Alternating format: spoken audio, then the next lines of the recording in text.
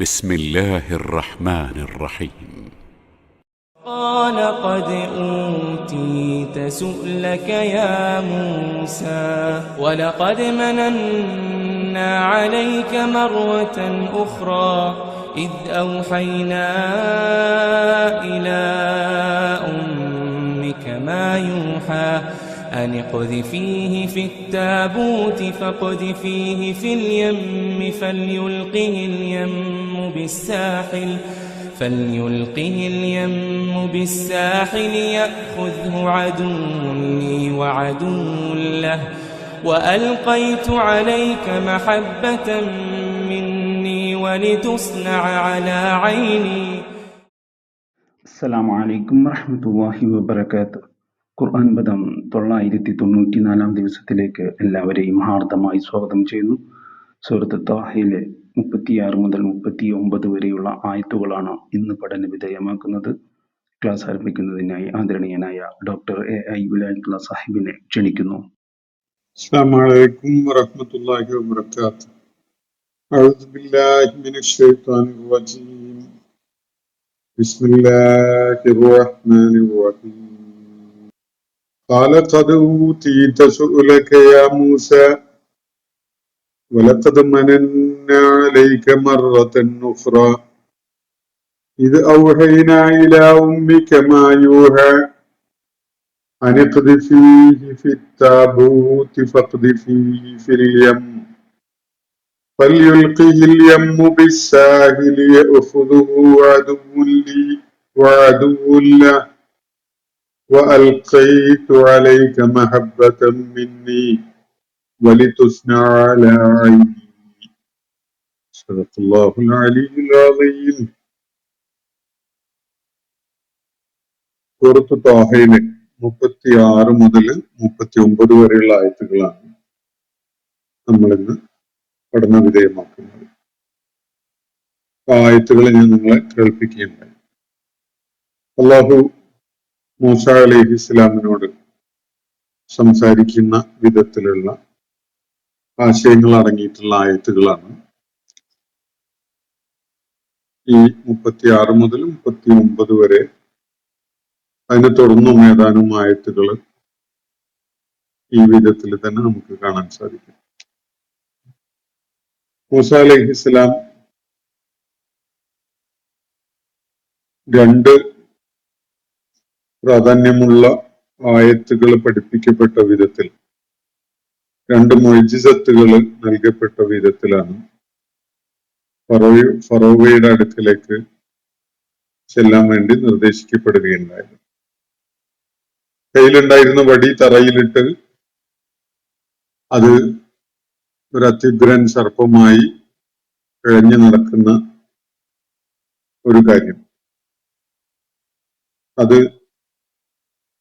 തറയിൽ ഇഴഞ്ഞു നടക്കുമ്പോൾ തന്നെ അത് കൈകൊണ്ട് അതിനെ എടുക്കാനും അത് പഴയ പോലെ വീണ്ടും വടി ആയി മാറുന്നത് കാണാൻ സാധിക്കുമെന്നും അല്ലാഹു സുബ്ഹാനഹു വ തആല മൂസ അലൈഹിസ്സലാമിനെ പഠിപ്പിക്കുകയുണ്ടായില്ലെങ്കിൽ കാണിച്ചു കൊടുത്തു. അതാണ് അദ്ദേഹത്തിന് നൽകപ്പെട്ട മുഅ്ജിസത്തുകളിൽ ഒന്ന്. മറ്റൊന്ന്, തന്റെ കൈ കക്ഷത്ത് അല്ലെങ്കിൽ ശരീരത്തിന്റെ പാർശ്വഭാഗത്ത് വെച്ചെടുക്കുന്നതോടുകൂടി അത് വെട്ടിത്തിളങ്ങുന്ന ബൈള എന്ന് വിശേഷിപ്പിക്കപ്പെടാവുന്ന വിധത്തിലുള്ള തിളക്കമാർന്നതായി മാറുന്നു എന്നതാണ്. വീണ്ടും കൈ കക്ഷത്തിൽ വെച്ച് തിരികെ എടുക്കുമ്പോൾ അതിന്റെ ആ തിളക്കം പോയി സാധാരണ പോലെ ആവുകയും ചെയ്യുന്നു. ഈ രണ്ട് ദൃഷ്ടാന്തങ്ങൾ, ഈ രണ്ട് മുഅ്ജിസാത്തുകൾ നൽകിക്കൊണ്ടാണ് മൂസ അലൈഹിസ്സലാമിനോട് അല്ലാഹു ഇദ്ഹബ് ഇലാ ഫിർഔന ഇന്നഹു തഗ എന്ന് നിർദ്ദേശിക്കുകയുണ്ടായത്. ഫറോവയുടെ അടുക്കലേക്ക് ചെല്ലും, അയാൾ കടുത്ത ധിക്കാരിയായി മാറിയിരിക്കുന്നു എന്ന്. ആ ഘട്ടത്തിൽ മൂസ അലൈഹിസ്സലാം അള്ളാഹുവോട് പ്രാർത്ഥിച്ച കാര്യം നമ്മൾ കാണുകയുണ്ടായി. അദ്ദേഹത്തിന് ഹൃദയത്തിന് വിശാലത നൽകുവാനും അദ്ദേഹത്തെ ചുമതലപ്പെടുത്തിയ ദൗത്യം എളുപ്പമാക്കി കൊടുക്കുവാനും അദ്ദേഹത്തിന്റെ നാക്കിനുള്ള ഒരു കുരുക്ക് അഴിച്ചു കൊടുക്കുവാനും അതുപോലെ സഹോദരൻ ഹാറൂൻ അലൈഹിസ്സലാമിനെ കൂടി തന്റെ ദൗത്യത്തില് പങ്കാളിയാക്കിക്കൊണ്ട് അദ്ദേഹത്തെ കൂടി ഈ ചുമതലയിൽ ശരീക്കാക്കി കൂടെ പറഞ്ഞയക്കാനും ഒക്കെ വേണ്ടി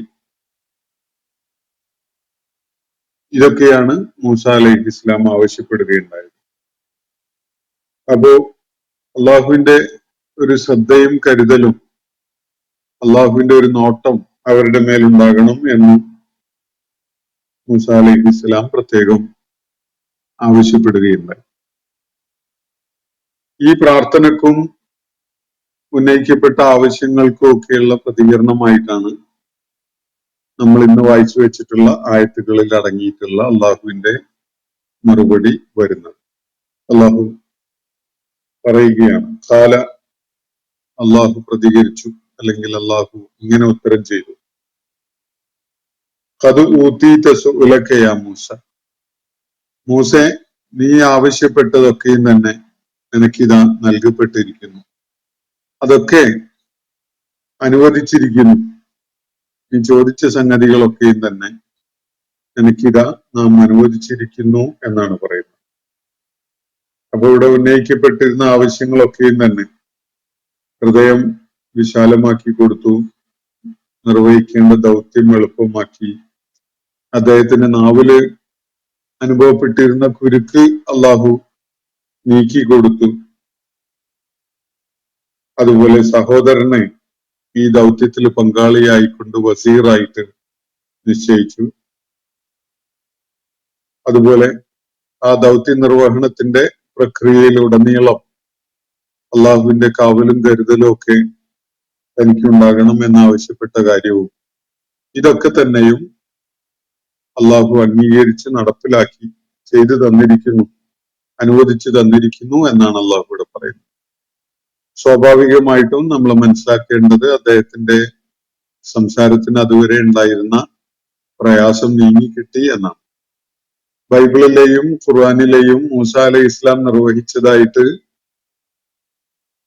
മനസ്സിലാക്കാൻ കഴിയുന്ന വിധത്തിലുള്ള പ്രഭാഷണങ്ങൾ, അതിന്റെ ശകലങ്ങള് ഖുർആനും അതുപോലെ ബൈബിളിലും ഒക്കെ കാണാൻ കഴിയും. ബൈബിളിൽ ഉദ്ധരിക്കുന്നുണ്ട്, ഖുർആനിലും ചില വാചകങ്ങൾ അദ്ദേഹത്തിന്റെ ചില സന്നിഗ്ധ ഘട്ടങ്ങളിൽ അദ്ദേഹം നടത്തിയ പ്രഭാഷണങ്ങളൊക്കെ അതിന്റെ ശകലങ്ങൾ കാണാൻ കഴിയും. അത് വലിയ ഇലോക്വൻസി കാണിക്കുന്ന വാചാലതയും അതുപോലെ തന്നെ വൈബ്രന്റ് ആയ ബുദ്ധിപരതയും ഒക്കെ കാണിക്കുന്ന അട്ടറൻസസ് ആണ് അത് എന്നത് ആ വാചകങ്ങൾ പരിശോധിക്കുമ്പോൾ നമുക്ക് ബോധ്യപ്പെടും. അത് സൂചിപ്പിക്കുന്നത് മൂസ അലൈഹി ഇസ്ലാമിന് നേരത്തെ ഈ ദൗത്യ നിർവഹണം ഏറ്റെടുക്കുന്നതിന് മുമ്പുണ്ടായിരുന്ന ആ സംസാരത്തിനുണ്ടായ പ്രയാസം അത് വലിയ അളവോളം നീങ്ങിക്കിട്ടുകയുണ്ടായിട്ടുണ്ട്. അദ്ദേഹം വളരെ ആകർഷകമായിട്ട് ഉജ്ജ്വലമായ വിധത്തിൽ സംസാരിക്കാൻ കഴിയുന്ന ആളായിട്ട് അതിനെ തുടർന്ന് മാറിയിട്ടുണ്ട് എന്നാണ്. ഇവിടെ അള്ളാഹു നൽകുന്ന മറുപടി ഇതാണ്, ഖാല ഖദ് ഊതീത സുഅലക യാ മൂസ, മൂസേ നീ ആവശ്യപ്പെട്ട, നീ ചോദിച്ച സംഗതികളൊക്കെയും തന്നെ നിനക്കിതാ അനുവദിക്കപ്പെട്ടിരിക്കുന്നു, നൽകി കഴിഞ്ഞിരിക്കുന്നു എന്നാണ്, തന്നു കഴിഞ്ഞിരിക്കുന്നു എന്നാണ് പറയുന്നത്. ഖാല ഖദ് ഊതീത സുഅലക യാ മൂസ. സുഅൽ എന്നാണ് ഇവിടെ ചോദ്യങ്ങൾ അല്ലെങ്കിൽ ആവശ്യങ്ങൾ ഉന്നയിച്ചത്. ഇതൊക്കെ സഅല എന്ന വേർഡുമായിട്ട് റൂട്ടിൽ ബന്ധപ്പെട്ട ഒരു രൂപമാണ്. സുആൽ, അസ്ഇല, ഇതൊക്കെ അതിന് വരുന്ന പദങ്ങളാണ്. അപ്പം മൂസ അലൈഹി ഇസ്ലാമിനോട് അള്ളാഹു പറയുന്ന, മൂസ നീ ആവശ്യപ്പെട്ട, നീ ഉന്നയിച്ച കാര്യങ്ങളൊക്കെയും തന്നെ അനുവദിക്കപ്പെട്ടിരിക്കുന്നു, നൽകപ്പെട്ടിരിക്കുന്നു എന്നാണ്. വലഖദ് മനന്ന അലൈക മറത്തൻ ഉഖ്റ, അതിൽ പരിമിതപ്പെടേണ്ട, നേരത്തെ ഒരിക്കലും നിന്നോട് നാം വലിയ ഔദാര്യം കാണിച്ച് നിന്റെ മേൽ അനുഗ്രഹങ്ങൾ ചൊരിയുകയുണ്ടായിട്ടുണ്ട് എന്ന് അള്ളാഹു ഓർമ്മപ്പെടുത്തുകയാണ്. ഇതാദ്യമായിട്ടല്ല. ഇപ്പോ ദൗത്യം ചുമതലപ്പെടുത്തപ്പെടുന്ന ഘട്ടത്തില് മൂസ അലൈഹി ഇസ്ലാം ഉന്നയിച്ച ആവശ്യങ്ങള് അനുവദിക്കപ്പെട്ടു എന്നതല്ല മൂസ അലൈഹി ഇസ്ലാമിനോട് അള്ളാഹു ചെയ്യുന്ന പ്രത്യേകമായ ഔദാര്യങ്ങളുടെ കൂട്ടത്തിൽ ആദ്യത്തേത്. അള്ളാഹുവിടെ പ്രത്യേകം പറയുന്നത് വലഖദ് മനന്ന അലൈക മറത്തൻ ഉഖ്റ, നേരത്തെയും മുമ്പൊരിക്കലും നിന്റെ മേൽ നാം വലിയ അനുഗ്രഹങ്ങൾ ചൊരിയുകയുണ്ടായിട്ടുണ്ട്, നിന്നോട് വലിയ ഔദാര്യം കാണിക്കുകയുണ്ടായിട്ടുണ്ട് എന്നാണ് അള്ളാഹു ഇവിടെ പറയുന്നത്. അപ്പൊ നേരത്തെ തന്നെ അള്ളാഹു മൂസ അലൈഹി ഇസ്ലാമിനെ അള്ളാഹുവിന്റെ ദൗത്യം നിർവഹിക്കുന്നതിന് വേണ്ടി തെരഞ്ഞെടുക്കുകയും അദ്ദേഹത്തെ തയ്യാറാക്കി കൊണ്ടുവരികയും ചെയ്തിട്ടുണ്ട് എന്നാണ് ഇവിടെ സൂചിപ്പിക്കുന്നത്. തുടർന്നുള്ള ആയത്തുകളിലും അത് വ്യക്തമായിട്ട് കാണാൻ കഴിയും. വലഖദ് മനന്ന അലൈക, നിശ്ചയമായിട്ടും നാം നിനക്ക് വലിയ ഔദാര്യം ചെയ്തിട്ടുണ്ട്. മറത്തൻ ഉഖ്റ, മറ്റൊരിക്കലും, മുമ്പൊരിക്കലും എന്നാണ് അത് സൂചിപ്പിക്കുന്നത്. കാരണം അങ്ങനെയുള്ള നേരത്തെ ചെയ്ത കാര്യങ്ങൾ തുടർന്ന് ലിസ്റ്റ് ചെയ്ത് പറയുകയാണ്. എന്നിട്ട് പറയുന്നത് ഇത് ഔഹൈനായില ഉമ്മിക്കമായൂഹ, വെളിപ്പാട് നൽകപ്പെടുന്ന കാര്യം എന്താണോ അത് താങ്കളുടെ ഉമ്മാക്ക് ദിവ്യബോധനമായി നൽകപ്പെട്ട ആ ഒരു സന്ദർഭം ഓർക്കുക. മൂസ അലൈഹി ഇസ്ലാമിന്റെ ഉമ്മാക്ക് അള്ളാഹു പ്രത്യേകമായി ദൈവികമായ വിധത്തില് മാർഗദർശനം നൽകിയിട്ടുണ്ടായിട്ടുണ്ട്. മൂസ അലൈഹി ഇസ്ലാമുമായി ബന്ധപ്പെട്ടുകൊണ്ടുള്ള അദ്ദേഹത്തിന്റെ ശൈശവകാലത്തെ ഇസ്രായേൽ സമൂഹം നേരിട്ടിരുന്ന വലിയ പ്രതിസന്ധി, ബനു ഇസ്രായേൽ സമൂഹം നേരിട്ടിരുന്ന വലിയ പ്രതിസന്ധി, ഫറോവയും അദ്ദേഹത്തെ പിന്തുണച്ചിരുന്ന ഈജിപ്തിലെ ഭരണവർഗവും ബനു ഇസ്രായേൽ സമൂഹത്തിൽ പിറന്നു വീഴുന്ന ആൺമക്കളെ ഒന്നൊന്നായി കൊന്നൊടുക്കിക്കൊണ്ടിരുന്ന ആ ഘട്ടത്തില് അള്ളാഹുവിന്റെ പ്രത്യേക കാവലും കരുതലും ഒക്കെയുള്ള വിധത്തിലാണ് മൂസ അലൈഹി ഇസ്ലാമിന്റെ പിറവിയും അതിനെ തുടർന്ന് അദ്ദേഹം വളരെ വിചിത്രമായ രീതിയിൽ സംരക്ഷിക്കപ്പെടുന്നതൊക്കെ. ഫറോവയും കൂട്ടരും ബനു ഇസ്രായേലിനെതിരില് അള്ളാഹുവിന്റെ പദ്ധതികൾക്കെതിരില് ഉപചാപം നടത്തി മക്ർ കാണിച്ചു എങ്കിൽ അള്ളാഹു അഹ്സനുൽ മാക്കിരീൻ എന്നുള്ള നിലക്ക് ഏറ്റവും സമർത്ഥനായ ഉത്തമനായ തന്ത്രം മെനയുന്നവൻ അള്ളാഹുവാണ് എന്ന നിലക്ക് ഫറോവയുടെ തന്ത്രത്തെ നിഷ്ഫലമാക്കുന്ന വിധത്തില് അള്ളാഹു തന്ത്രം ആവിഷ്കരിക്കുകയാണ്. ബനു ഇസ്രായേൽ സമൂഹത്തിന് ഈജിപ്തിൽ എവിടെയും അവരുടെ കൂട്ടത്തിൽ ഒരു ആൺകുഞ്ഞ് പിറന്ന് വളർന്നു വരാൻ അനുവദിക്കുകയില്ല എന്ന നിശ്ചയദാർഢ്യത്തിലാണ് ഫറോവയും കൂട്ടരും. അതുകൊണ്ട് തന്നെ പിഞ്ചു പൈതലുകളെ യാതൊരു സങ്കോചവും ഇല്ലാതെ ഒന്നൊന്നായി കൊന്നൊടുക്കിക്കൊണ്ടിരിക്കുകയാണ് അവർ. അത്രയും വലിയ നികൃഷ്ടമായ ഒരു കാര്യം ചെയ്തുകൊണ്ടിരിക്കുമ്പോ അള്ളാഹു അവരുടെ ആ കുതന്ത്രങ്ങളെ പാഴാക്കാൻ അവരുടെ തന്നെ സംവിധാനങ്ങളെ ഏറ്റവും സമർത്ഥമായിട്ട് ഉപയോഗപ്പെടുത്തുന്നു എന്നതാണ് ശ്രദ്ധേയമായ ഒരു കാര്യം. അത് മൂസ അലൈഹി ഇസ്ലാമിന്റെ ഉമ്മാക്ക് അള്ളാഹു ഒരു ദിവ്യബോധനത്തിലൂടെ നിർദ്ദേശം നൽകിക്കൊണ്ടാണ്. വിശുദ്ധ ഖുർആനില് 2-3 സന്ദർഭങ്ങളിൽ ഇങ്ങനെ സ്ത്രീകളിൽപ്പെട്ട ചിലർക്ക് ദിവ്യബോധനം അല്ലെങ്കിൽ ദൈവികമായ സന്ദേശം നൽകപ്പെട്ട കാര്യം പറയുന്നുണ്ട്. നേരത്തെ നമ്മൾ മറിയം റളിയല്ലാഹു അൻഹായുടെ കാര്യത്തില് കാണുകയുണ്ടായി. ഈസ അലൈഹി ഇസ്ലാമിന്റെ പിറവിയുമായി ബന്ധപ്പെട്ടുകൊണ്ടുള്ള ചില നിർദ്ദേശങ്ങളും മറിയം റളിയല്ലാഹു അൻഹാക്ക് നൽകപ്പെടുന്നത്. അവിടെ മലക്ക് ജിബ്രീൽ മുഖേനയാണ് നൽകപ്പെട്ടതായിട്ട് കാണാൻ കഴിയുന്നത്. ഇവിടെ മൂസ അലൈഹി ഇസ്ലാമിന്റെ ഉമ്മാക്ക് അള്ളാഹു വഹി നൽകി എന്നാണ് പറയുന്നത്. വഹി എന്ന് പറഞ്ഞാൽ നമ്മൾ മനസ്സിലാക്കുന്ന പോലെ പ്രവാചകന്മാർക്ക് നൽകപ്പെട്ടിരുന്ന വഹീനോട് സമാനതയുള്ള ഒരു കമ്മ്യൂണിക്കേഷൻ സംവിധാനം അള്ളാഹു പ്രയോജനപ്പെടുത്തിക്കൊണ്ട് ഈ ബന്ധപ്പെട്ട വ്യക്തിക്ക് ആശയവിനിമയം നടത്തി എന്നാണ് മനസ്സിലാക്കാൻ സാധിക്കുന്നത്. വേറെയും സന്ദർഭങ്ങളിൽ വഹി എന്ന പദം ഉപയോഗിച്ചുകൊണ്ട് അള്ളാഹു ചില കാര്യങ്ങൾ പറയുന്നുണ്ട്. തേനീച്ചക്ക് നിർദ്ദേശം നൽകിയതിനെ ഖുർആൻ ഔഹ എന്ന് പറയുന്ന പ്രയോഗം, അതുപോലെയുള്ള പ്രയോഗങ്ങൾ കാണാം.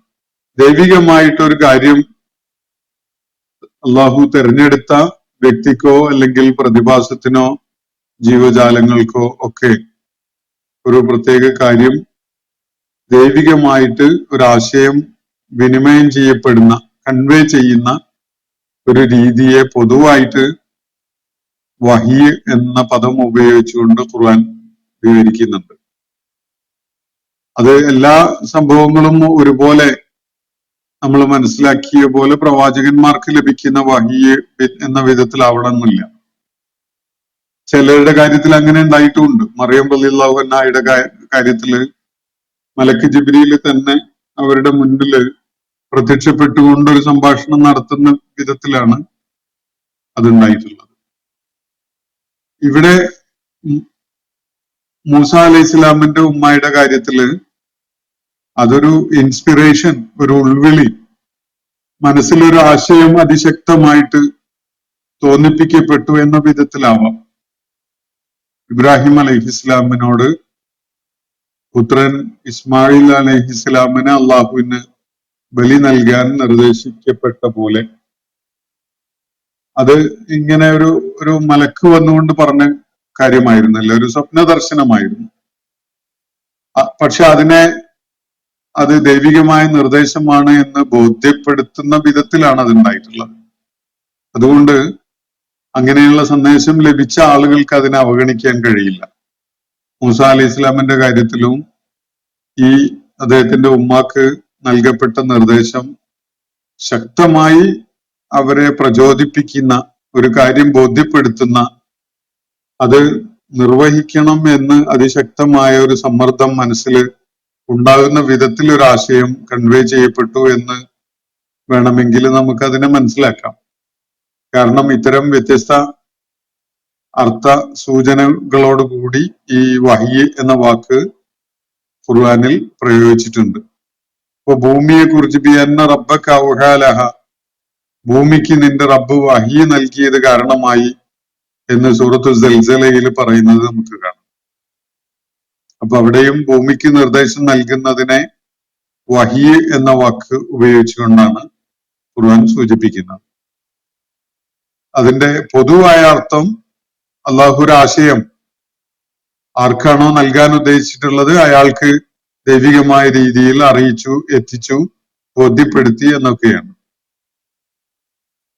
ഓരോ വഹി അനുഭവവും ഓരോരുത്തരുടേതും വ്യത്യസ്തമാണ് എന്നത് നമ്മൾ മനസ്സിലാക്കുന്നുണ്ട്. പ്രവാചകന്മാർക്ക് വഹി നൽകപ്പെട്ട വിധത്തിലല്ല ഈ സംവേദന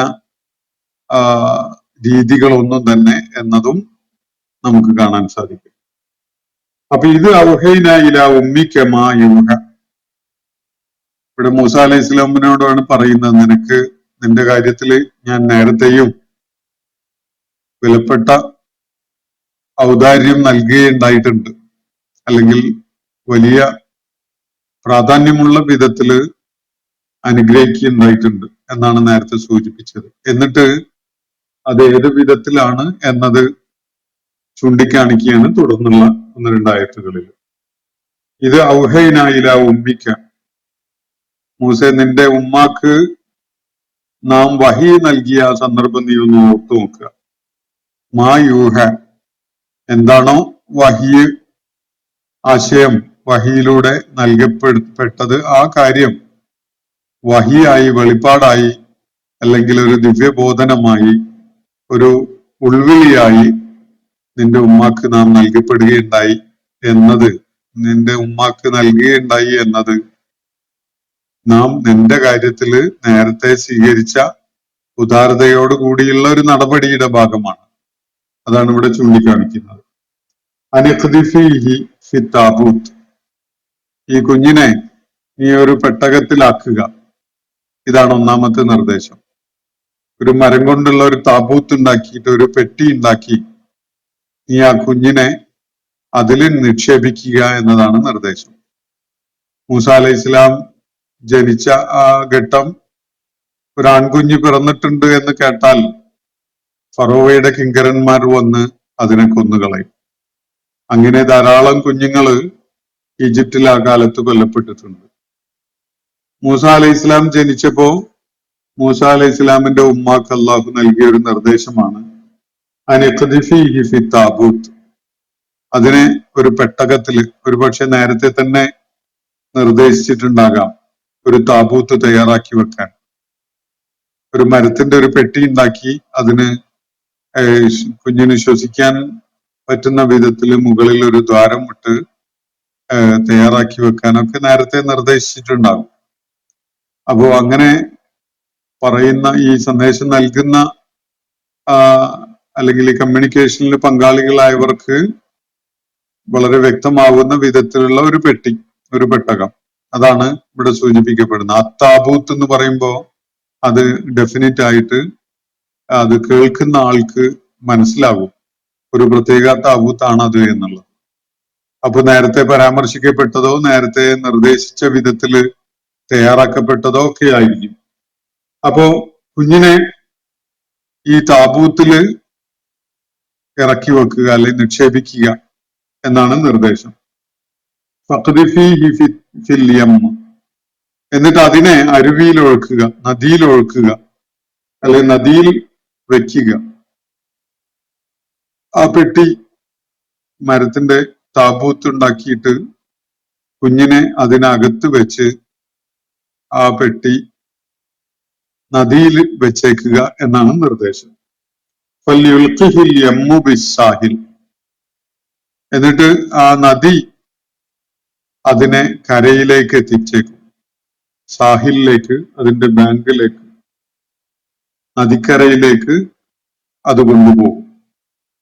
അപ്പൊ ഓളങ്ങള് ഈ പെട്ടിയെ മെല്ലെ മെല്ലെ അങ്ങനെ തള്ളിക്കൊണ്ടുപോയി കരയിലെത്തിക്കും. ഇതാണ് അള്ളാഹുവിന്റെ നിർദ്ദേശം. പെട്ടിയില് താബൂത്തില് കുഞ്ഞിനെ വെക്കുക, എന്നിട്ട് അത് അരുവിയില് ഒഴുക്കി വിടുക. അരുവിയില് അത് ഓളങ്ങൾ അതിനെ തള്ളിക്കൊണ്ടുപോയി കരയിലെത്തിക്കും. അങ്ങനെ അങ്ങനെ കരയിലേക്ക് അത് ചേർന്ന് വരുമ്പോ അത് എടുത്തുകൊള്ളും.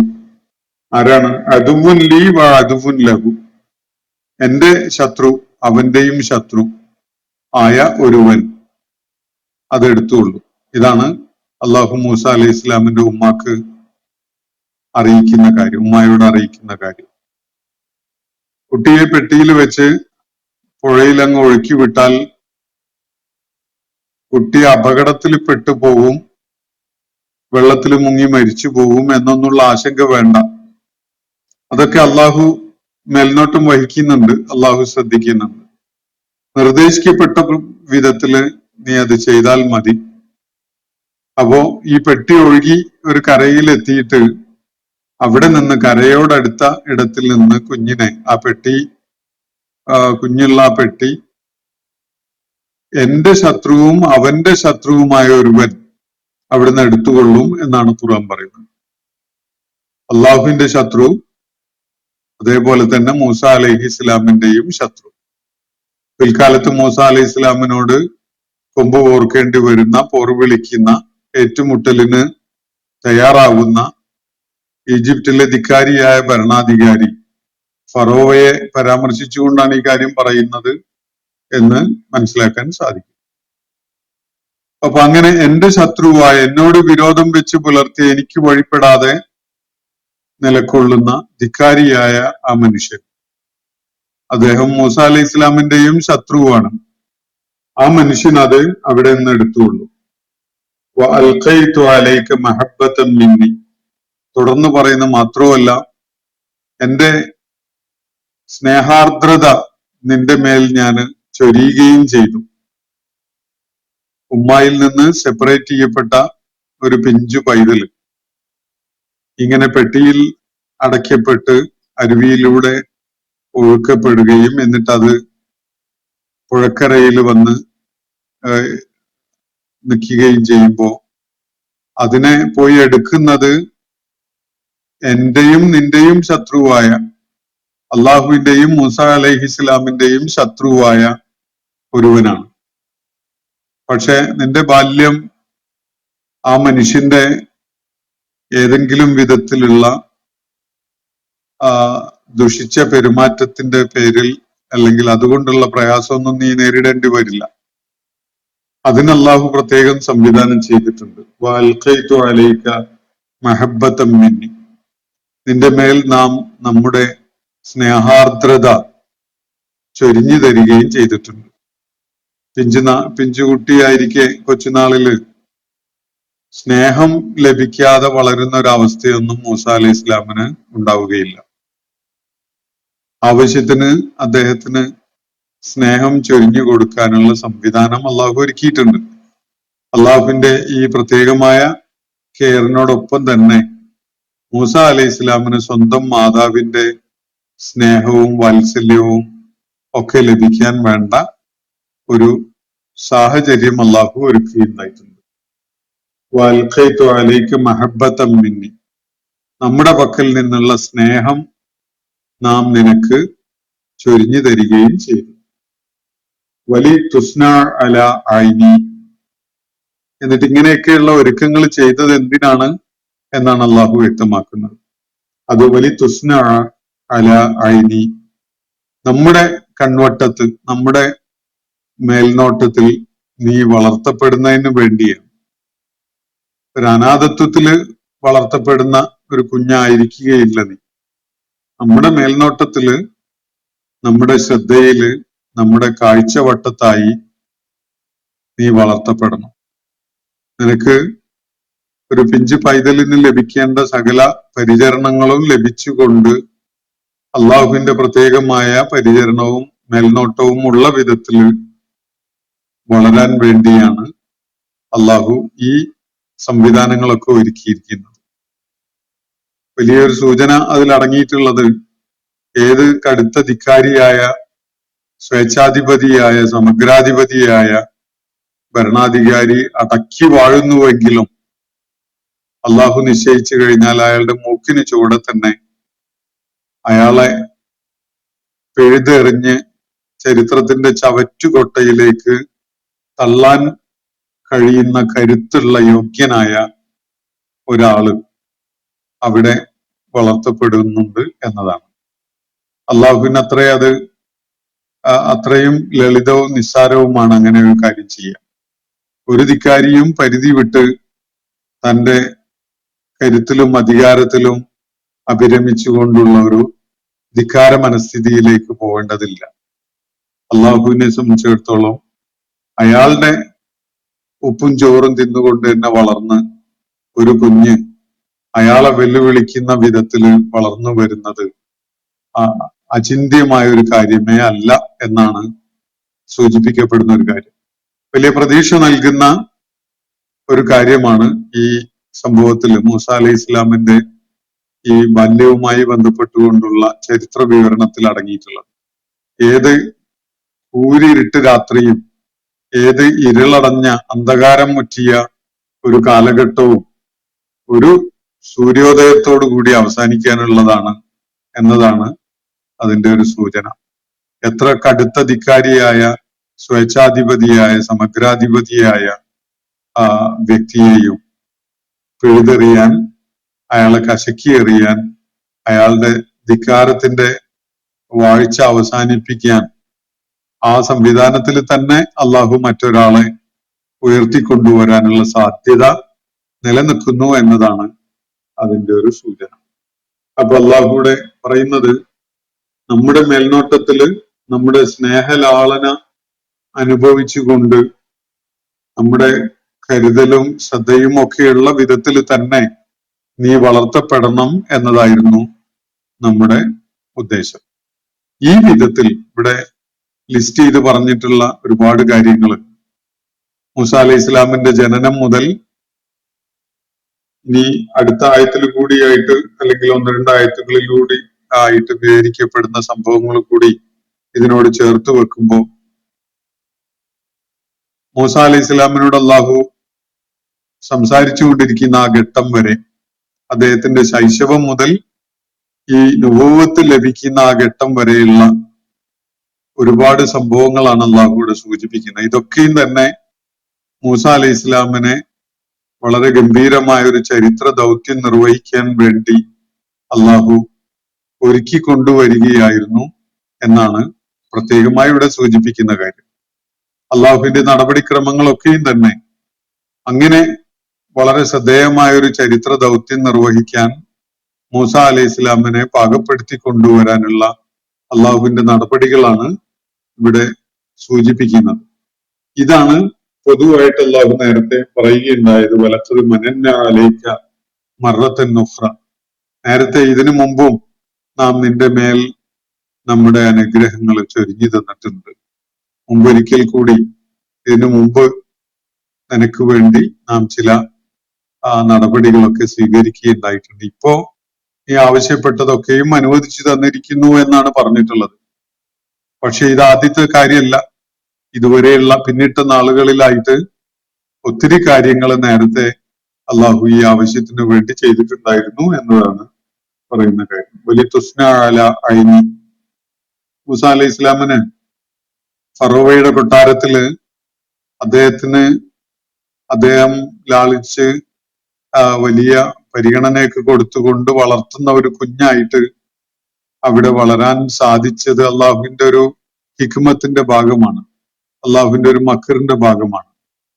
അതിന്റെ പ്രാധാന്യം നമുക്ക് മനസ്സിലാവുക മൂസ അലൈഹി ഇസ്ലാമിനെ ഫറോവയെ വെല്ലുവിളിക്കാൻ കഴിയുന്ന വിധത്തിലുള്ള ഒരു വിദ്യാഭ്യാസം അദ്ദേഹം നേടണമെങ്കിൽ, ജീവിത അനുഭവങ്ങളും അതുപോലെ ലോകപരിചയവും ഒക്കെ അദ്ദേഹത്തിന് ആർജിക്കാൻ സാധിക്കണമെങ്കിൽ ഇതുപോലെ ഒരു സാഹചര്യത്തിൽ അദ്ദേഹത്തിന് വളരാനും കുറച്ചു കാലം ചെലവഴിക്കാനും ഒക്കെ സാധിക്കണം. ഒരു സുപ്രഭാതത്തിൽ ഏതെങ്കിലും ഒരു കുഗ്രാമത്തില് ഏതെങ്കിലും ദുർബലരായ വല്ല കർഷകരുടെയോ മറ്റോ ഇടയിലൊക്കെ വളർന്നു വന്നതിന് ശേഷം ഒരു നാൾ പെട്ടെന്ന് ഫറോവയുടെ കൊട്ടാരത്തിലേക്ക് കടന്നു വന്ന് അദ്ദേഹത്തെ വെല്ലുവിളിക്കുന്ന വിധത്തിൽ സംസാരിക്കാൻ ഒരാൾക്ക് സാധിച്ചോളുന്നില്ല. അത് വളരെ പ്രയാസകരമായ ഒരു സംഗതിയാണ്. അവരുടെ ഭാഷയും അവരുടെ രീതിയും ഒന്നും തന്നെ അദ്ദേഹത്തിന് സ്വായത്തമാക്കാൻ ആ ഘട്ടത്തിൽ കഴിഞ്ഞോളണമെന്നില്ല. എന്നാൽ ഈ ഭരണസിരാ കേന്ദ്രത്തിൽ തന്നെ ഫറോവയുടെ കാര്യാലയത്തിൽ അദ്ദേഹത്തിന്റെ കൊട്ടാരത്തിൽ തന്നെ കൊച്ചുനാളില് വളർന്നു വരുന്ന ഒരു കുട്ടിയായിട്ട് യൗവനത്തിലേക്ക് കടന്നു വരുമ്പോ ആ നാട്ടില് ഭരണപരമായി നിലവിലുണ്ടായിരുന്ന പല കാര്യങ്ങളും അദ്ദേഹത്തെ സംബന്ധിച്ചിടത്തോളം വളരെ സുപരിചിതമായിരിക്കും. ഫറോവയുടെ കരുത്ത് എന്തൊക്കെയാണ്, അദ്ദേഹത്തിന്റെ ദൗർബല്യങ്ങൾ എന്തൊക്കെയാണ് എന്നതൊക്കെ മൂസ അലൈഹി ഇസ്ലാമിന് പരിചയപ്പെടാൻ സാധിക്കും. നാട്ടില് ആരൊക്കെയാണ് ഫറോവയെ പിന്തുണച്ചുകൊണ്ട് നിൽക്കുന്നത്, ആരൊക്കെയാണ് സത്യത്തിന്റെ മാർഗത്തിലേക്ക് ആകർഷിക്കാൻ സാധിക്കുക തുടങ്ങിയ കാര്യങ്ങളൊക്കെ അദ്ദേഹത്തിന് എളുപ്പത്തില് മനസ്സിലാകും, ബോധ്യപ്പെടും. ഇങ്ങനെയുള്ള ഒരുപാട് നേട്ടങ്ങള് മൂസ അലൈഹി ഇസ്ലാം ഫറോവയുടെ കൊട്ടാരത്തിൽ വളരാൻ അവസരം കിട്ടിയത് കൊണ്ട് ആ കാലഘട്ടത്തിൽ ആർജിക്കുന്നുണ്ട് എന്നത് ശ്രദ്ധേയമായ ഒരു കാര്യമാണ്. നമ്മുടെ മേൽനോട്ടത്തില് നീ വളർത്തപ്പെടുന്നതിന് വേണ്ടി എന്ന് അള്ളാഹു ഇവിടെ പറഞ്ഞിട്ടുള്ള ഈ പ്രയോഗത്തില് അതൊക്കെയും അടങ്ങിയിട്ടുണ്ട് എന്ന് നമുക്ക് കാണാൻ സാധിക്കും. ഈ വിവരണം ഇവിടെ അവസാനിക്കുന്നില്ല. ഇതിന്റെ ഈ സംഭാഷണം വീണ്ടും അള്ളാഹു മൂസ അലൈഹി ഇസ്ലാമിനെ അഭിസംബോധന ചെയ്തുകൊണ്ട് ചില കാര്യങ്ങൾ കൂടി പറയുന്നുണ്ട്. അത് തുടർന്നുള്ള ആയത്തുകളിൽ നമുക്ക് കാണാൻ സാധിക്കും. ഇൻഷാ അല്ലാഹ് തുടർന്നുള്ള ദിവസങ്ങളിൽ നമുക്കത് പഠന വിധേയമാക്കാം. ചില ചോദ്യങ്ങൾ ഇന്നലെ ഞാൻ സൂചിപ്പിച്ചിരുന്നല്ലോ, അത് വളരെ കുറഞ്ഞ സമയം കൊണ്ട് അതിനോട് പ്രതികരിക്കാമെന്ന് വിചാരിക്കുകയാണ്. ഇതും പീസ് എന്നുള്ള പേരിലുള്ള പ്രൊഫൈലിൽ നിന്ന് വന്ന ചോദ്യങ്ങളാണ്. ഖലീഫമാരും സ്വേച്ഛാധിപതികളായിരുന്നു. ഇന്ന് കാണുന്ന ഇസ്ലാമിക ഭരണകൂടങ്ങളും സ്വേച്ഛാധിപത്യ ഫാഷിസ്റ്റ് ഭരണകൂടങ്ങൾ തന്നെയല്ലേ? അഫ്ഗാനിസ്ഥാനിലെ മുസ്ലിം ഭരണം ഇന്ന് ലോകത്ത് കാണാവുന്നതിൽ ഏറ്റവും ഫാസിസ്റ്റ് സർക്കാർ അല്ലേ? അവിടെ സ്ത്രീകൾ ഏറ്റവും ഗതികെട്ട അവസ്ഥയിൽ അല്ലേ എന്നൊക്കെയാണ് അദ്ദേഹത്തിന്റെ ചോദ്യം. ഒറ്റവാക്കിൽ അതിനുള്ള ഉത്തരം അല്ല എന്നുള്ളതാണ്. പക്ഷെ ഇവിടേക്ക് പ്രശ്നങ്ങൾ പലതും ഉണ്ടാകാം. പല പ്രതിസന്ധികളും സങ്കീർണതകളും ഒക്കെ ഈ ഇടങ്ങളിലൊക്കെ നിലനിൽക്കുന്ന ഭരണ സംവിധാനത്തിൽ കാണാൻ പറ്റിയെന്ന് വരും. ഖലീഫമാര് സ്വേച്ഛാധിപതികളല്ല. ഖലീഫമാര് ജനങ്ങൾ തെരഞ്ഞെടുത്ത വ്യക്തിയാണ്. അവര് അള്ളാഹുവിന്റെ കിതാബിന്റെയും നബി സല്ലല്ലാഹു അലൈഹി വസല്ലമയുടെ സുന്നത്തിന്റെയും മാർഗദർശനം പ്രയോജനപ്പെടുത്തിക്കൊണ്ട് ഭരണം നിർവഹിക്കേണ്ട ആളുകളാണ്. അവർക്ക് ആ കോൺസ്റ്റിറ്റ്യൂഷന്റെ അകത്ത് നിന്നുകൊണ്ട് മാത്രമേ പ്രവർത്തിക്കാനുള്ള സ്വാതന്ത്ര്യമുള്ളൂ. അവരൊരിക്കലും തന്നെ സ്വേച്ഛാധിപതികളാവുകയില്ല.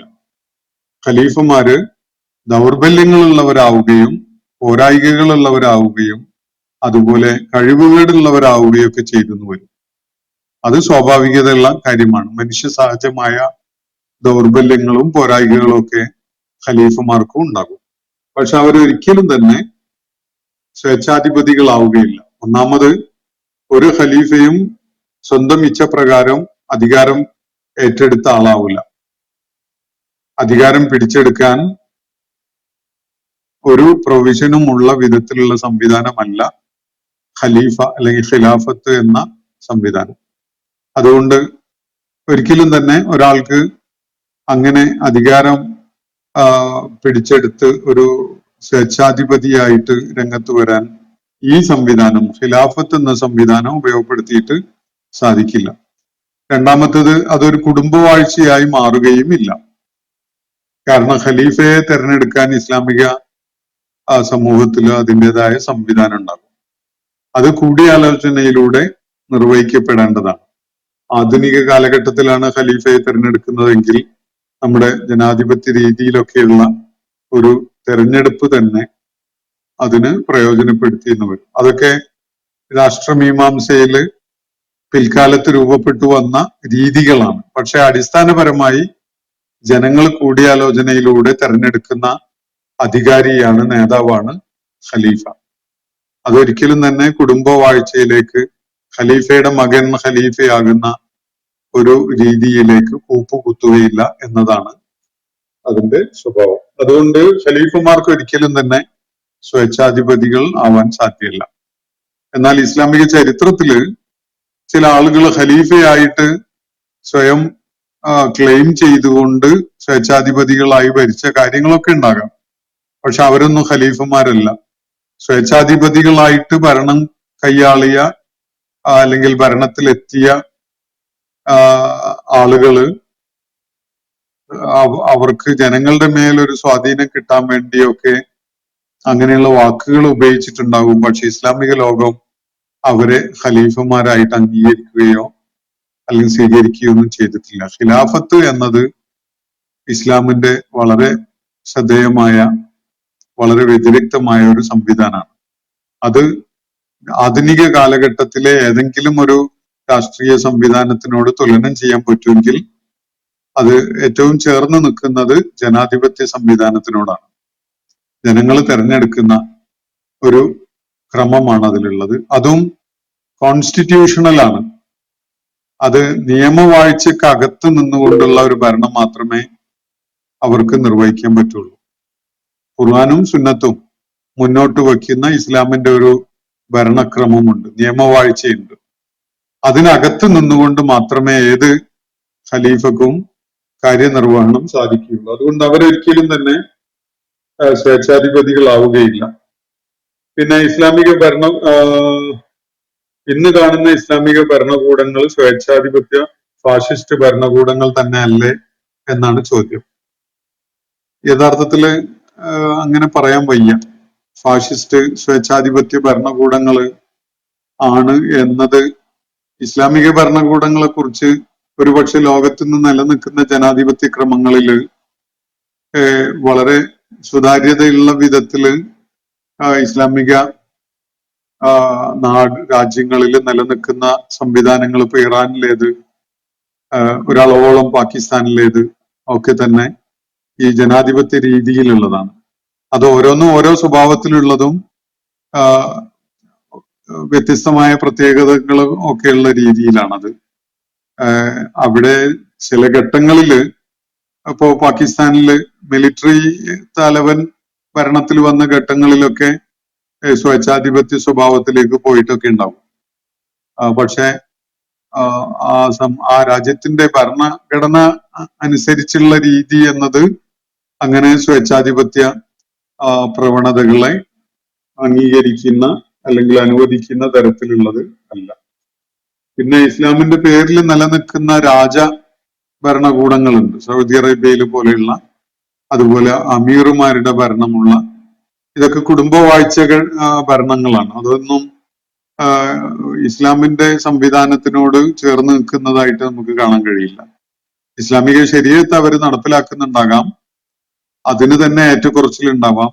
പക്ഷെ അടിസ്ഥാനപരമായി അവയൊക്കെയും തന്നെ ഡിനസ്റ്റീസ് ആണ്. അത് കുടുംബവാഴ്ചയുടെ ഒരു സംവിധാനമാണ്. അത് അവിടെ നിലനിൽക്കുന്ന ഇസ്ലാമിക നിയമക്രമങ്ങളെയൊക്കെ എങ്ങനെ വേണമെങ്കിലും തകിടം മറിക്കാൻ കഴിയുന്ന ഒരു അധികാരം ഉള്ള വിധത്തിലാണ് ഈ ഭരണാധികാരികൾക്ക് ആ രാജ്യത്തുള്ള സ്ഥാനം. അത് ബ്രിട്ടീഷ് സഖ്യകക്ഷികള് ഒന്നാം ലോക യുദ്ധത്തിനും അതിനെ തുടർന്നുള്ള വർഷങ്ങളിലൊക്കെ ആയിട്ട് ഇസ്ലാമിക ഖിലാഫത്തിനെ തകർത്തെറിഞ്ഞിട്ട് ഇസ്ലാമിക ഖിലാഫത്ത് നിലനിന്നിരുന്ന പ്രദേശങ്ങളിൽ പകരം കൊണ്ടുവന്ന ഭരണ സംവിധാനങ്ങളുടെ ഇന്നും നിലനിൽക്കുന്ന രൂപങ്ങളാണ് ഇതൊക്കെ തന്നെ. അത് ഇസ്ലാമിക സമൂഹം ആവിഷ്കരിച്ച രൂപങ്ങളല്ല. അത് ഖിലാഫത്ത് വൈപ്പ് ഔട്ട് ചെയ്യപ്പെട്ട ഇടങ്ങളിൽ, ആ പ്രദേശങ്ങളില് ബ്രിട്ടീഷ് പിന്തുണയോടുകൂടിയൊക്കെ നിലവിൽ വന്നിട്ടുള്ള ഭരണ സംവിധാനങ്ങളാണ്. പല കാര്യങ്ങളിലും അവര് ഇസ്ലാമിന്റെ ആദർശവും നിയമങ്ങളും ഒക്കെ പാലിക്കുന്നുണ്ടെങ്കിലും ആ ഭരണവ്യവസ്ഥിതി എന്നത് ഈ രാജ്യങ്ങളിലൊന്നും തന്നെ ഇസ്ലാം പഠിപ്പിക്കുന്ന തത്വങ്ങളുടെയോ നിർദ്ദേശങ്ങളുടെയോ അടിസ്ഥാനത്തിൽ രൂപപ്പെട്ടു വന്നതല്ല എന്നത് മനസ്സിലാക്കാൻ പ്രയാസമൊന്നുമില്ല. അഫ്ഗാനിസ്ഥാനിലെ മുസ്ലിം ഭരണം ലോകത്ത് നിന്നും നിലനിൽക്കുന്ന ഏറ്റവും വലിയ ഫാഷിസ്റ്റ് രീതിയുള്ളതല്ലേ? അവിടെ സ്ത്രീകള് അവകാശങ്ങൾ ധ്വംസിക്കപ്പെടുന്ന വിധത്തിലല്ലേ എന്നതാണ് അതിന്റെ ഭാഗമായിട്ട് തന്നെയുള്ള ചോദ്യം.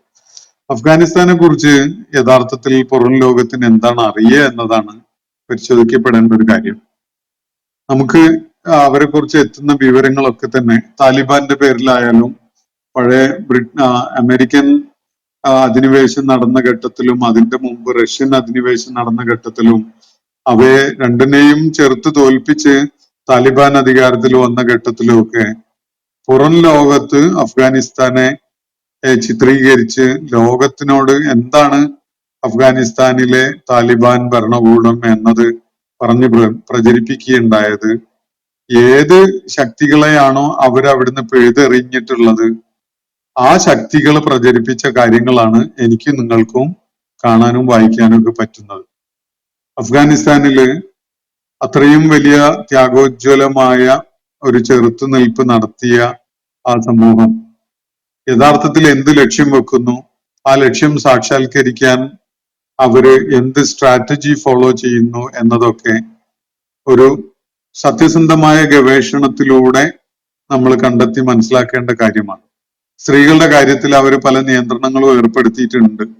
പക്ഷെ ആ നിയന്ത്രണങ്ങള് വേണ്ട എന്ന് വെച്ചാൽ ഇസ്ലാമിക വീക്ഷണത്തില് സ്ത്രീകൾക്ക് ലഭിക്കേണ്ട സംരക്ഷണമോ അവസരമോ സാധ്യതകളോ ഒന്നും ലഭിക്കുന്നതാവുകയില്ല.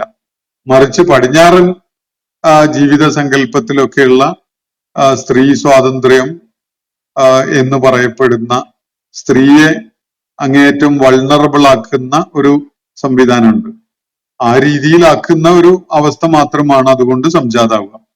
പടിഞ്ഞാറൻ രാജ്യങ്ങളില് എത്രയോ ആളുകള് ആ സിസ്റ്റം വളരെ സ്ത്രീ വിരുദ്ധമാണ് എന്ന് തിരിച്ചറിഞ്ഞിട്ട് ഇസ്ലാമിന്റെ മാർഗത്തിലേക്ക് കടന്നു വരുന്നത് കാണാൻ കഴിയും.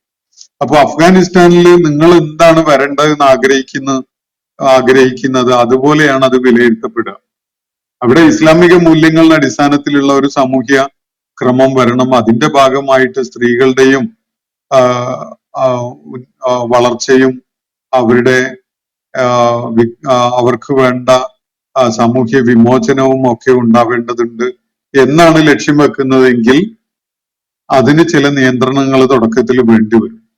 കാരണം പടിഞ്ഞാറൻ രാജ്യങ്ങള് അവിടെ നടപ്പിലാക്കിയിട്ടുള്ള റഷ്യയുടെ കാലത്തും അതിനുശേഷം പിന്നെ അമേരിക്കയുടെ അധിനിവേശ കാലത്തും ഒക്കെ ആയിട്ട് അവിടെ ഇസ്ലാമിക മൂല്യങ്ങളിൽ നിന്നും ഇസ്ലാമിക സംസ്കാരത്തിൽ നിന്നും സ്ത്രീകളെ അകറ്റി കൊണ്ടുപോകാൻ വേണ്ടി വിദ്യാഭ്യാസ പ്രക്രിയയിലൂടെ ആ സമൂഹത്തെ അവര് ബോധപൂർവം സ്ത്രീകളുടെ സ്വാതന്ത്ര്യം എന്ന വിഷയം ഉയർത്തി കാണിച്ചുകൊണ്ട് അവിടെ വലിയ കാലുഷ്യം ഉണ്ടാക്കിയിട്ടുണ്ട് എന്നതൊരു വസ്തുതയാണ്. അതുകൊണ്ട് താലിബാൻ ഭരണകൂടം ചില നിയന്ത്രണങ്ങളൊക്കെ ഏർപ്പെടുത്തിയിട്ടുണ്ടാകും. ആ നിയന്ത്രണങ്ങള് ഏതൊക്കെയാണ് ഗുണകരമായത്, ഏതൊക്കെയാണ് ദോഷകരമായത് എന്നൊക്കെ മനസ്സിലാവണമെങ്കിൽ വളരെ ക്ലോസ് ആയിട്ട് അകത്ത് നിന്ന് അല്ലെങ്കിൽ അകത്ത് ചെന്ന് അതൊന്ന് പഠിച്ചാൽ മാത്രമേ നമുക്ക് ശരിയായ ഒരു ചിത്രം കിട്ടുകയുള്ളൂ എന്നാണ് അത് സംബന്ധമായിട്ട് പറയാൻ ഞാൻ ഈ സന്ദർഭത്തിൽ മുതിരുന്നത്. കാരണം നമുക്ക് ഈ താലിബാനെ കുറിച്ച് കിട്ടുന്ന വാർത്തകളും ചിത്രങ്ങളും ഒക്കെ തന്നെ ഈ പടിഞ്ഞാറൻ മാധ്യമങ്ങളിലൂടെ അവരുടെ താല്പര്യങ്ങളുടെ കളറിങ് വന്നിട്ടുള്ള വിധത്തിലുള്ളതാണ്. അതാണ് കൂടുതലായിട്ടുള്ളത്. അതുകൊണ്ട് ആ പ്രചരിപ്പിക്കപ്പെടുന്ന കഥകള് ഏറെയും വിശ്വസിക്കാൻ കൊള്ളാത്തതാണ് എന്ന ഒരു ധാരണയാണ്, ഒരു കൺക്ലൂഷനാണ് അക്കാര്യത്തിൽ എനിക്കുള്ളത്. അതിന്റെ വസ്തുതകളും നിങ്ങൾക്കും പരിശോധിക്കാം. അത് സത്യം അറിയുക എന്നതാണ് ലക്ഷ്യമെങ്കിൽ അതിനുള്ള വഴികളിലൂടെ നമ്മൾ അതിന് പുറപ്പെടേണ്ടി വരും, അതിന് ശ്രമം നടത്തേണ്ടി വരും. വേറെ ചോദ്യം, ഇറാനിലെ ഭരണകൂടം ഹിജാബ് വിരുദ്ധ സമരത്തെ എങ്ങനെയാണ് കൈകാര്യം ചെയ്തത് എന്ന് ലോകം കണ്ടതല്ലേ എന്നതാണ്. ഇറാനില് ഇസ്ലാമിക സംസ്കാരത്തിനും ഇസ്ലാമിക ജീവിത രീതിക്കും ഒക്കെ അതിന് തകിടം മറിക്കുന്ന വിധത്തിലുള്ള പാശ്ചാത്യൻ ശക്തികളുടെ പിൻബലത്തോടു കൂടി ചില ചലനങ്ങൾ ഉണ്ടായിട്ടുണ്ട്. ആ ചലനങ്ങളെ ഇറാൻ ഭരണകൂടം പ്രൊമോട്ട് ചെയ്യല്ല ചെയ്തിട്ടുള്ളത്, അതിനെ പരാജയപ്പെടുത്താനുള്ള മെഷേഴ്സ് സ്വീകരിക്കുകയാണ് ഉണ്ടായിട്ടുള്ളത്. അതില് ആ നടപടി ശരിയാണോ തെറ്റാണോ എന്ന് തീരുമാനിക്കണമെങ്കിൽ എന്താണ് അവസാനം പ്രിവെയിൽ ചെയ്യേണ്ടത് എന്നത് ആദ്യം തീരുമാനിക്കണം. ഇസ്ലാമിക സംസ്കാരവും ഇസ്ലാമിക മൂല്യങ്ങളും വിലപ്പെട്ടതാണ്, അത് ഉയർത്തിപ്പിടിക്കപ്പെടേണ്ടതാണ്. അതല്ല പടിഞ്ഞാറൻ രാജ്യങ്ങളിലെ സ്ത്രീകള് കൊണ്ടു നടക്കുന്ന ബിക്കിനി കൾച്ചറാണ് അതിന് പകരം വരേണ്ടത് എന്നാണ് ഒരാൾക്ക് മനസ്സിലാവുന്നതെങ്കിൽ ഈ ഇറാൻ ഭയങ്കര സപ്രസീവായിട്ട് സ്ത്രീകളെ അടിച്ചമർത്തുകയാണ് ഉണ്ടായത് എന്നൊക്കെ പറയാൻ അവർ പ്രേരിതരാകും. അതല്ല, ഇസ്ലാമിക സംസ്കാരമാണ്, ഇസ്ലാമിക മൂല്യങ്ങളാണ് ഉന്നതമായത് എന്ന് ബോധ്യപ്പെടുന്നവർക്ക് ആ ഇടപെടലും നടപടികളും ഒക്കെ ഒരളവോളം ആവശ്യമായിരുന്നു എന്നും കാണാൻ കഴിയും. അപ്പോ അതിൽ നിങ്ങൾ ഏത് പൊസിഷൻ സ്വീകരിക്കുന്നു എന്നത് തീരുമാനിച്ചിട്ടാണ് അതിനുള്ള പ്രതികരണം നമുക്ക് കണ്ടെത്താൻ കഴിയും. പിന്നെ മറ്റൊന്ന്, ഇന്ത്യയിലെ സ്ത്രീകളുടെ തുല്യ അവകാശങ്ങൾ ഉറപ്പാക്കാൻ ഉദ്ദേശിച്ചുകൊണ്ട് വരുന്ന കോമൺ സിവിൽ കോഡിനെ എതിർക്കുന്നത് ഇസ്ലാമിന് ഭൂഷണമാണോ എന്നാണ്. യൂണിഫോം സിവിൽ കോഡ് കൊണ്ടുവരുന്നത് ഇന്ത്യൻ സ്ത്രീകളെ, മുസ്ലിം സ്ത്രീകളെ അവരുടെ സംരക്ഷണം ഉദ്ദേശിച്ചുകൊണ്ടൊക്കെയാണെന്നാണ് ഇദ്ദേഹം സൂചിപ്പിക്കുന്ന കാര്യം. ഈ സ്ത്രീ സഹാനുഭൂതി അല്ലെങ്കിൽ സ്ത്രീകളോടുള്ള ഈ കാരുണ്യവും പരിഗണനയും ഒക്കെ മണിപ്പൂരിലെത്തിയപ്പോ ഇവിടെ പോയി, ഗുജറാത്തില് സ്ത്രീകള് അതിഭീകരമായ വിധത്തിൽ ദ്രോഹിക്കപ്പെട്ടപ്പോ എവിടെയായിരുന്നു എന്നതൊന്ന് ആലോചിച്ചാൽ ഇതിന്റെ പൊള്ളത്തരം നിങ്ങൾക്ക് മനസ്സിലാവും. അപ്പോ സ്ത്രീകളോട് ഇവർ കാണിക്കുന്ന, അല്ലെങ്കിൽ സ്ത്രീകളെ ഉയർത്തിക്കൊണ്ടുവരാൻ എന്ന് പറഞ്ഞുകൊണ്ട് അവർക്ക് സ്വാതന്ത്ര്യവും അവരുടെ അവകാശങ്ങളും എന്നൊക്കെ പറഞ്ഞുകൊണ്ട് ഇവിടുത്തെ ഭരണകൂടം കാട്ടിക്കൂട്ടുന്നത്, എന്നിട്ട് നമ്മൾ പല പുതിയ നിയമങ്ങളും വന്നതും പരിഷ്കാരങ്ങൾ കൊണ്ടുവന്നതൊക്കെ കാണുന്നുണ്ട്. ഇവരുടെ ഈ ഭരണകൂടത്തിന്റെ ആളുകളുടെ നടപടികൾ കാരണമായിട്ട് ഇവിടെ അനാഥത്വത്തിലേക്ക് തള്ളിവിടപ്പെട്ട സ്ത്രീകള്, വൈധവ്യത്തിലേക്ക് തള്ളിവിടപ്പെട്ട സ്ത്രീകള് അസംഖ്യമാണ് രാജ്യത്ത്, അത് വർദ്ധിച്ചുകൊണ്ടേയിരിക്കുകയാണ് എന്നത് മനസ്സിലാക്കാൻ കഴിയാത്തവരായിട്ട് വളരെ ഈ രാജ്യത്ത് ആരെങ്കിലും ഉണ്ടാവുമോ എന്ന് തന്നെ സംശയമാണ്. ഒരു പുസ്തകം സമീപകാലത്ത് കാശ്മീരിൽ നിന്ന് പ്രസിദ്ധീകരിക്കപ്പെട്ടത്, അതിന്റെ title widows and half widows in Kashmir എന്നാണ്. കാശ്മീരിലെ വിധവകളും അർദ്ധ വിധവകളും എന്നാണ് അതിന്റെ മലയാളം. അത്രയും അനന്തമായ കാത്തിരിപ്പ് വേണ്ടി വരുന്ന ഭർത്താക്കന്മാരെ നഷ്ടപ്പെട്ടിട്ടുള്ള സ്ത്രീകള്, അതുപോലെ ഭർത്താക്കന്മാര് മിസ്സിംഗ് ആയ ഇനി എന്തെങ്കിലും തിരിച്ചു വരുമോ എന്നറിയാത്ത സ്ത്രീകള്, ഇതൊക്കെ കാശ്മീരിന്റെ എല്ലാ മുക്കുമൂലകളിലുമുള്ള ഒരു കാഴ്ചയാണ്. ഇത് പല ഭാഗങ്ങളിലും സമാനമായ ഒരു അവസ്ഥ തന്നെയാണ് സ്ത്രീകളുടെ കാര്യത്തിലുള്ളത്. ഈ ഭരണകൂടം സ്ത്രീകളുടെ അഭ്യുന്നതി ഉദ്ദേശിച്ചുകൊണ്ടാണ് ഈ കാര്യങ്ങൾ ചെയ്യുന്നത് എന്നത് അങ്ങനെയൊക്കെ ആലോചിക്കാൻ പറ്റുന്നത് ഒരുപക്ഷെ അത്രയും ഭരണകൂടത്തിന്റെ നിലപാടുകളെ ന്യായീകരിക്കുന്നത് കൊണ്ടുള്ള അന്ധത ബാധിച്ചുകൊണ്ട് മാത്രമായിരിക്കും എന്നാണ് എനിക്ക് സൂചിപ്പിക്കാനുള്ളത്. മറ്റൊന്ന്, ആടുമേയ്ക്കൽ പ്രവാചകന്മാരുടെ പ്രത്യേകതയൊന്നും ആയിരുന്നില്ല. അന്നത്തെ ജനങ്ങളുടെ പ്രധാന തൊഴിലും അതുപോലെ ഉപജീവന മാർഗവും കാലിവളർത്തലായിരുന്നു എന്നതാണ് ഒരു നിരീക്ഷണം. കാലിവളർത്തൽ തീർച്ചയായിട്ടും അന്നത്തെ ആളുകളുടെ വളരെ സാധാരണമായ ഒരു തൊഴിലായിരുന്നു, ഉപജീവന മാർഗമായിരുന്നു എന്നതൊക്കെ ശരിയാണ്. പക്ഷെ ആ കാലഘട്ടത്തില് കാലിവളർത്തൽ ചെയ്യാതെ, ആടുമേയ്ക്കൽ ചെയ്യാതെ ജീവിച്ചിരുന്ന ധാരാളം ആളുകളുണ്ട്. ഇത് ഒരു സെക്ഷൻ മാത്രമാണ് സമൂഹത്തിൽ ഉണ്ടായിരുന്നത്. ഇപ്പോ ഖുറൈശികളുടെ ഒരു പൊതു തൊഴിലായിരുന്നില്ല കാലിമേയ്ക്കല്. പക്ഷെ മുഹമ്മദ് നബി സല്ലല്ലാഹു അലൈഹി വസല്ലമക്ക് അതിന് അദ്ദേഹത്തിന്റെ ബാല്യകാലത്ത് ഒരു അവസരം ഉണ്ടായിട്ടുണ്ട്. അതുപോലെ മൂസ അലൈഹി ഇസ്ലാമിന്റെ കാര്യത്തിൽ, വേറെ പല പ്രവാചകന്മാരുടെ കാര്യത്തിലും അങ്ങനെ അതർവൈസ് അവർക്ക് ഈ ആടിനെ മേയ്ക്കുന്ന ജോലി ചെയ്യേണ്ട സാഹചര്യം ഉണ്ടാകുമായിരുന്നില്ലാത്ത ആളുകൾ ആട് മേയ്ക്കാൻ പ്രത്യേകം അവസരം നൽകപ്പെട്ട ഒരു ചിത്രം കാണാൻ സാധിക്കും. അതുകൊണ്ട് ആട് മേയ്ച്ച് നടന്ന ഒരാൾ മാത്രമേ പ്രവാചകനാകൂ എന്നൊന്നും ആരും സങ്കല്പിക്കേണ്ടതില്ല. അങ്ങനെയൊന്നും ഞാനും സൂചിപ്പിച്ചിട്ടില്ല. അതൊരു പരിശീലനമായിട്ട് വേണമെങ്കിൽ നമുക്ക് നോക്കിക്കാണാം എന്നേ ഞാൻ പറഞ്ഞതിന് അർത്ഥമുള്ളൂ. അല്ലാതെ ആട് മേയ്ച്ച് നടന്ന ഒരു പരിശീലനം കിട്ടിയ ഒരാൾ മാത്രമേ പ്രവാചകനായിക്കൂടൂ എന്ന് സങ്കല്പിക്കുന്നത് ശരിയല്ല. അത് തീർച്ചയായിട്ടും സഹനവും ക്ഷമയും ഒക്കെ ഒരാളിൽ ഉണ്ടാകാൻ അത് ഉപകരിക്കും. പിൽക്കാലത്ത് ഒരാൾ പ്രവാചകനായിട്ട് രംഗത്ത് വരുമ്പോ അദ്ദേഹത്തിന് ഏറ്റവും ഏറെ ആവശ്യമാവുക പ്രാതികൂല്യങ്ങളെ നേരിടുന്ന ജനങ്ങളുടെ വ്യത്യസ്തമായ വൈവിധ്യമുള്ള സ്വഭാവവും പെരുമാറ്റവും പ്രകൃതവും ഒക്കെ ഉൾക്കൊള്ളാൻ ആവശ്യമായ സഹനശീലവും ക്ഷമയും ഒക്കെ ഇത് ഈ ഒരു പ്രക്രിയയിലൂടെ ലഭിക്കാൻ അല്ലെ ലഭിച്ചിട്ടുള്ളതായി മനസ്സിലാക്കാനൊക്കെ കഴിയും. അത്രേ ഞാൻ അതുകൊണ്ട് ഉദ്ദേശിച്ചിട്ടുള്ളൂ. അതിലെ ഒരു ബൈൻഡിങ് ആയ ഒരു സംഗതിയൊന്നുമല്ല. ഞാൻ അവസാനിപ്പിക്കുകയാണ് ഇന്നത്തെ സെഷൻ. അള്ളാഹു നമ്മെ എല്ലാവരെയും അനുഗ്രഹിക്കുമാറാവട്ടെ. വാഖിർ ദഅ്വാനാ അൽഹംദുലില്ലാഹി റബ്ബിൽ ആലമീൻ. അസ്സലാമു അലൈക്കും വറഹ്മത്തുള്ളാഹി വബറകാതുഹു. ഇന്നത്തെ ഖുർആൻ പഠനം ഇവിടെ സമാപിക്കുന്നു. ഖുർആൻ പഠനത്തിൽ പങ്കെടുത്ത എല്ലാവർക്കും അല്ലാഹു അർഹമായ പ്രതിഫലം നൽകി അനുഗ്രഹിക്കട്ടെ. വആഖിറു ദഅ്വാനാ അൽഹംദുലില്ലാഹി റബ്ബിൽ ആലമീൻ. അസ്സലാമു അലൈക്കും വറഹ്മത്തുള്ളാഹി വബറകാതുഹു.